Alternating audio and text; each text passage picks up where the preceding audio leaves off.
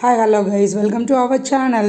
கார்த்திகை தீபம் 2024 நம்ம எப்படி செலிப்ரேட் பண்ணோம் தான் பார்க்க போகிறோம். ஃபஸ்ட்டு வந்து என்னோடய பாப்பாவும் பையனும் என்ன அவுட்ஃபிட்டில் இருந்தாங்கன்னு பார்த்தீங்க.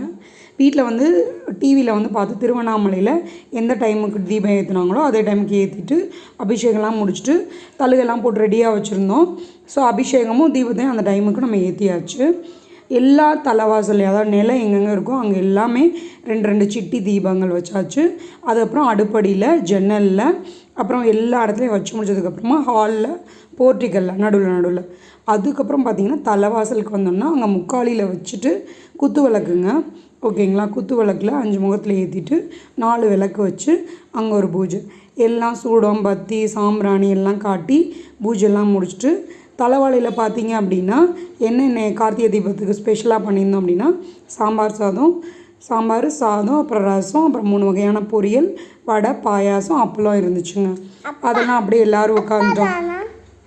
ஹஸ்பண்டு, பாப்பா, பையன் எல்லாம் உட்காந்து சாப்பிட ஆரம்பிச்சிட்டாங்க. ஓகேங்களா. நீங்களும் இப்படி செலிப்ரேட் பண்ணி தான் சொல்லுங்கள். தேங்க்யூ ஃபார் வாட்சிங்.